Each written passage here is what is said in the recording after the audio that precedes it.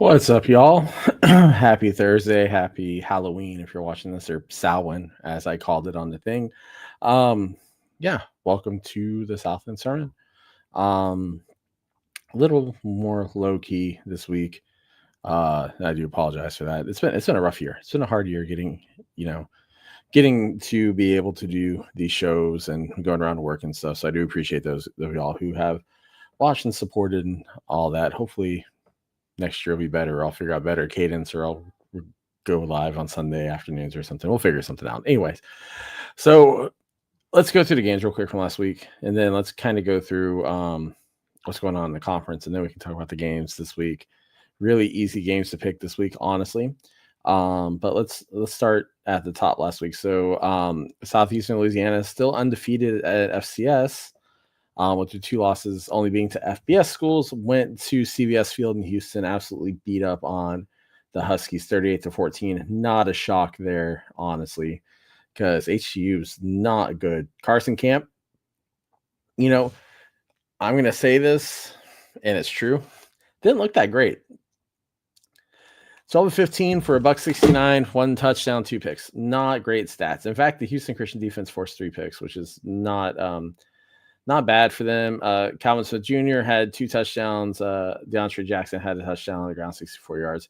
So here's the thing, though, about that. Yeah, Carson Camp had 2 picks. Yeah, SLU threw for 3 picks, but their defense is ridiculously good. I would put them up there as probably one of the best, if not the best, in the FCS. Some people could say SFA. I think you could argue either one. But man, Southeastern's defense looks really good, and that should be a concern if you're any team except for SFA, who is not playing them right now. On the Houston Christian side, I mean, Houston Christian had 85 yards passing, right? Had 114 on the ground. Just not, just complete and utter domination by Southeastern Louisiana. Definitely felt good for them, I'm sure. Lamar destroyed Northwestern State 41-14, still keeping their hold on being on top of the conference. I'm not taking anything not take anything away from Robert Coleman whenever I say this, or Lamar, because they did what they had to do, right? Robert Coleman threw for $165, $166, got a touchdown. Xavier Coleman went for 101 yards, 2 touchdowns, right? Lamar's offense showed up and played well, but Northwestern State's not good. That's just what it is. They are not good. But Lamar still keeps a hold on the conference lead right now. And you can say that they haven't looked like a top 25, which I've heard. You can say that they're not doing their best performance, which I've heard. But you know what? They're winning. Whether or not you like it, whether it's a bad beats win or it's a domination of a bad team, they're still getting the W's. And so it's what you like to see. Nichols, the Swamp People beat up McNeese 31-7. McNeese sucks to suck this year, guys. Sorry, don't know what to tell you. I mean, Nichols is not good either, so I'm not going to touch much on that game. SFA beats East Texas A&M 31-21.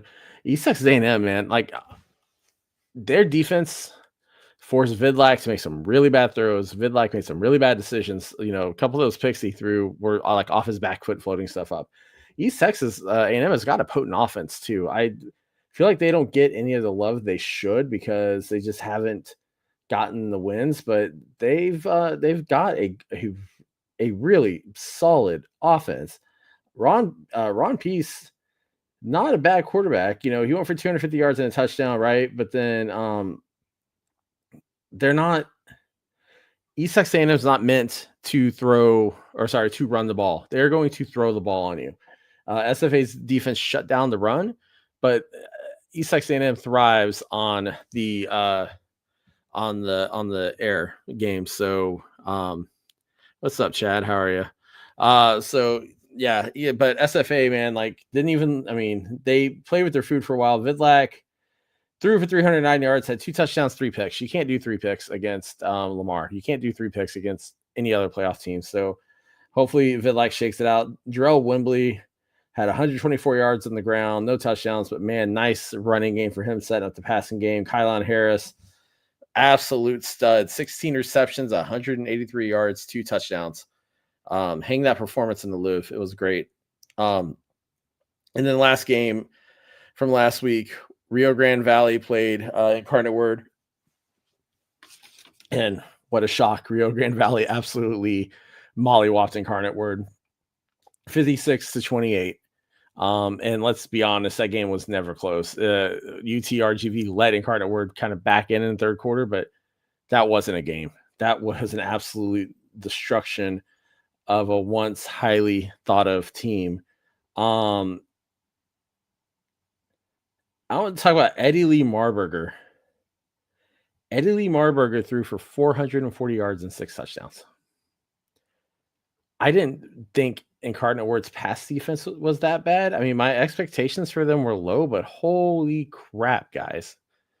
That is absolutely brutal. I don't know what happened to you. Tony Diaz had 172 yards receiving, 1 touchdown. Xavier Nolan had 155 yards receiving and 2 touchdowns. Ishmael Smith Flores had 2 receptions for 68 yards and 2 touchdowns. Both receptions were touchdowns. And then Nathan Denny had 4 for 45 yards and 1 touchdown.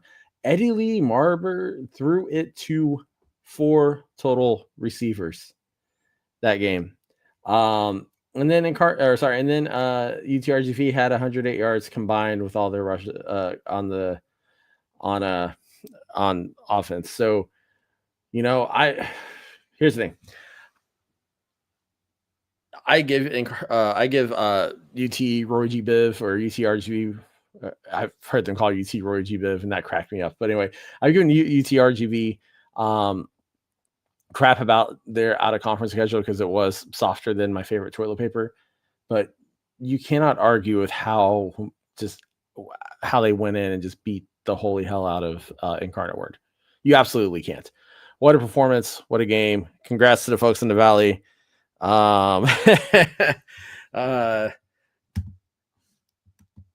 Sorry, let me give an appropriate JI response to your chat. I can't say that on the air. Anyway, so here's what's going on with the conference. This is what makes it interesting. We're getting into November. There's only a few weeks left after this weekend, and there's not a clear winner, clear leader right now in the Southland. And obviously we talked about this, but when you've got 3 teams that are cruising through conference play undefeated and they don't all play each other, that does cause a headache. SFA and Southeastern Louisiana, who honestly I still think are the 2 favorites to win, do not play each other. Lamar plays both of them. So Lamar's kind of got it rougher. But Kyler said this a few weeks ago on one of the pods.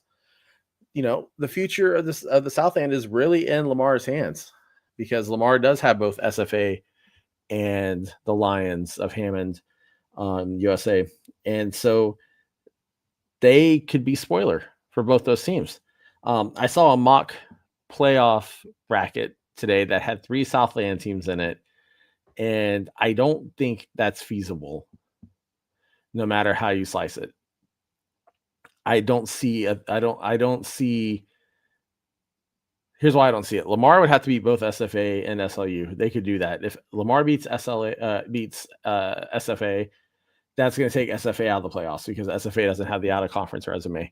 If Lamar beats Southeastern Louisiana, that probably takes Southeastern Louisiana out of the playoffs as well, or puts them on the bubble because they don't have the out of conference schedule either. They play 2 FBS teams and then basically the Sisters of the Poor for their other out of conference slates. I think they played, if I remember, I'm not looking at the schedule, but I believe they played Murray State and they played Mississippi Valley State University for their games. So it's not the strongest one for them too.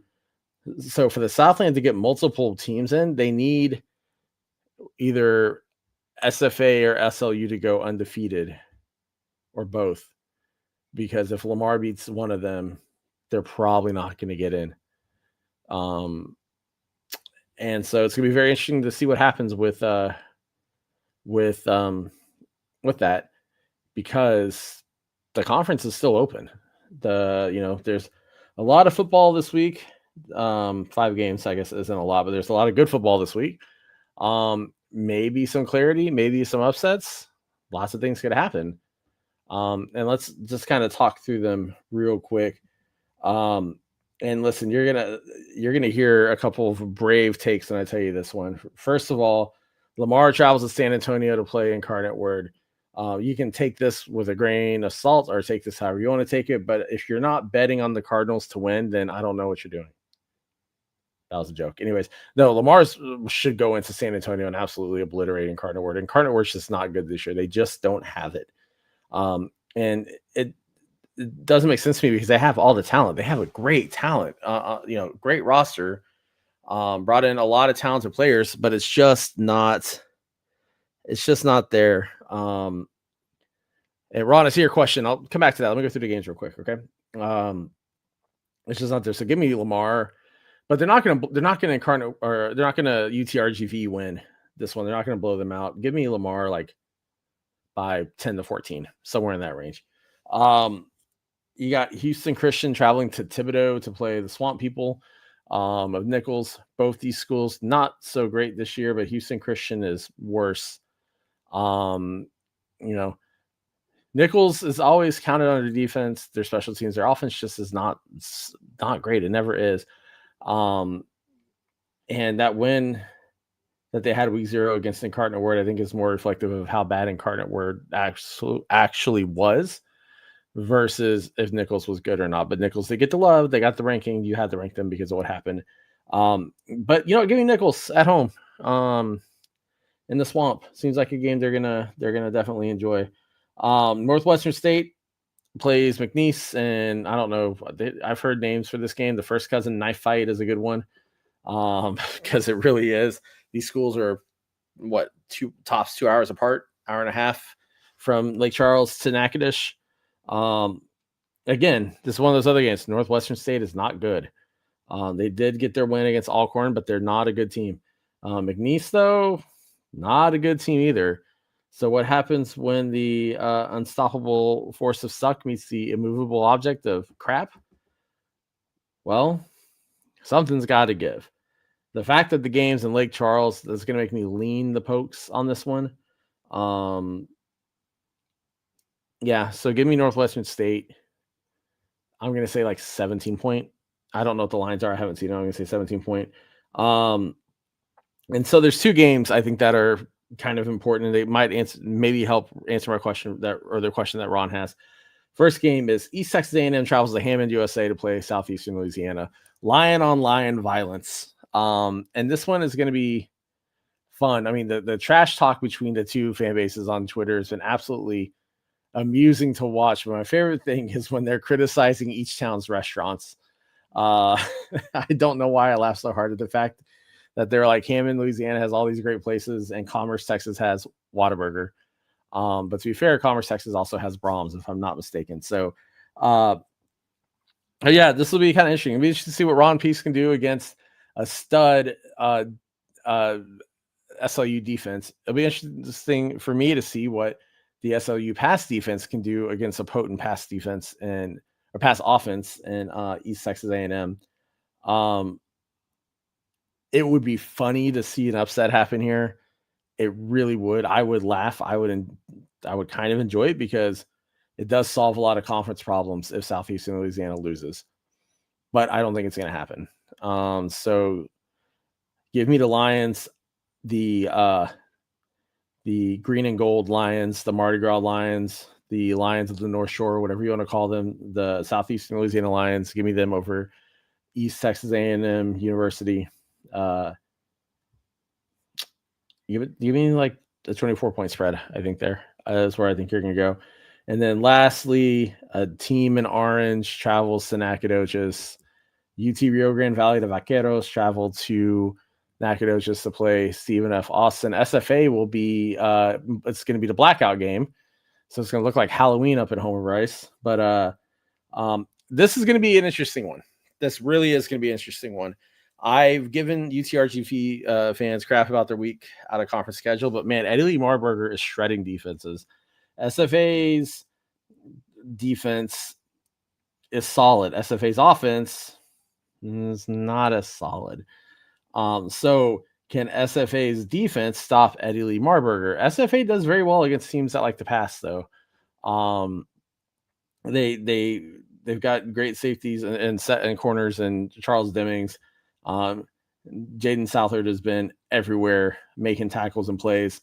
And I don't want to discredit UTRGV at all because they're not a bad team. They just played a bad schedule. And somebody asked if they were a possible playoff team, and the answer is no, because they can't get the auto qualifier anymore, and they don't have the auto conference for an at large. But what a hell of a first season for the Vaqueros, honestly. The fact that it's at Homer Bryce, the fact that this is the hard part because the Homer in me wants to pick SFA. It's hard. You don't want to pick against your team, right? It's like the JI boys say, you pick the good guys. Like Ron says, you pick the cats, right? There's always a game where Colby Carthel stumbles, though. And you could argue that it was Abilene Christian earlier this year with the way that game just fell apart. But there's always a game where Colby Carthel stumbles. And I'm worried that it's this one. Because I worry that they're looking, that there's a chance, not a big one, but that they're looking past UTRGV. Because, yeah, okay, we have today travel to Houston for Houston Christian. But then after Houston Christian, you've got Lamar, and then you've got last week of the season where you got the battle. What was the battle for Chief Caddo? And I'm not saying that those games are tough, but rivalry game is always going to lose. SFA Lamar is a championship deciding game at the moment. I'm hoping.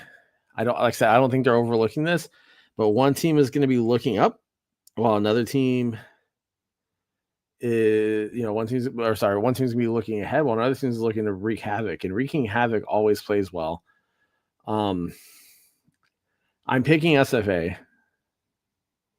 I think SFA has the defense for the UTRGV offense, but I think it's going to be close. I think it's going to be real close. I don't think it's SFA beats them by more than 10. I really don't. And I'm leaving the caveats there that there's an opportunity that SFA could get shocked in this game and stumble. But if I'm picking them to win, I'm going to pick them to win by 7 to 10. It'd be really interesting to see what happens. Like I've said, UTRGV, they've done fine this year. They're going to be a force to be reckoned with in the FCS, and I hope a lot of other people understand that too.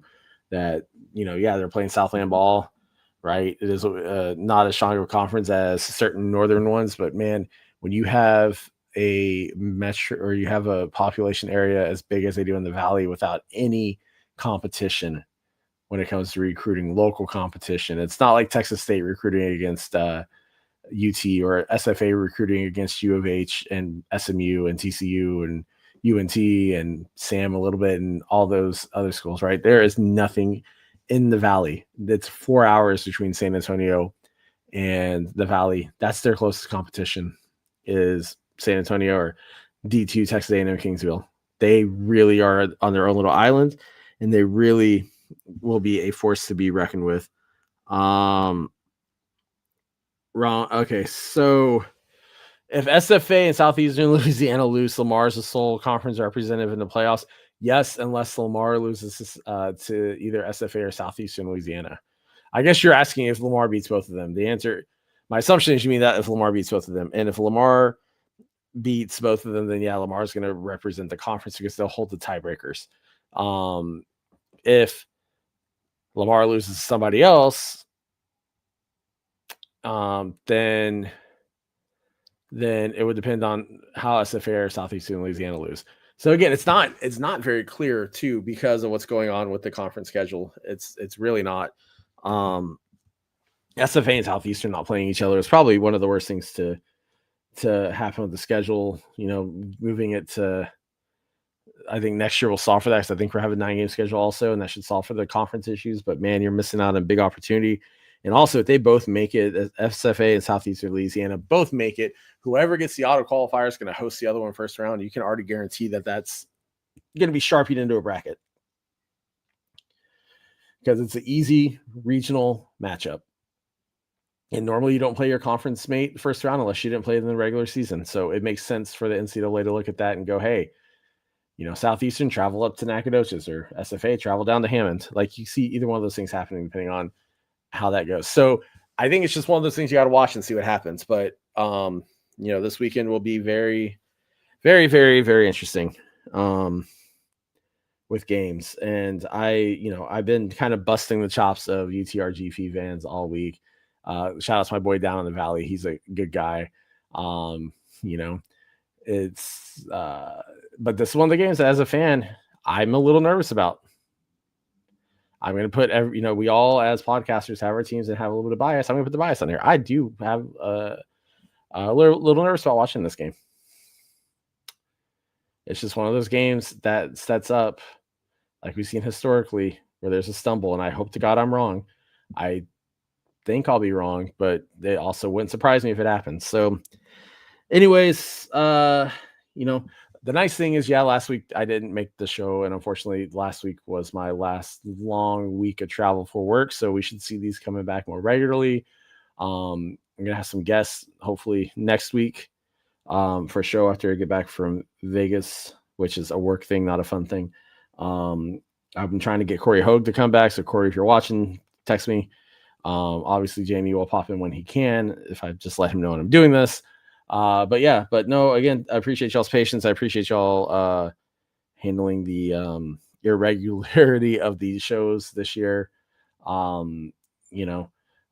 Appreciate the support. We appreciate the support for FCS Fans Nation.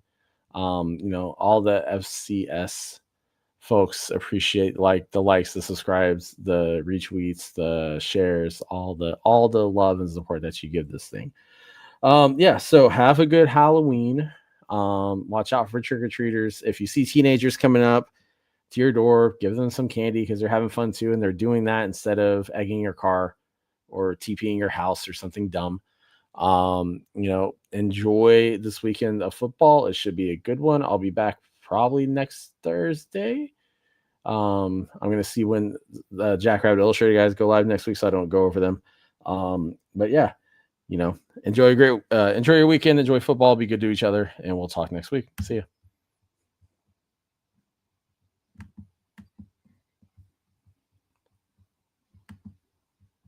If I could get this to end. I know some of you are watching this, but it does not want to end. There it goes.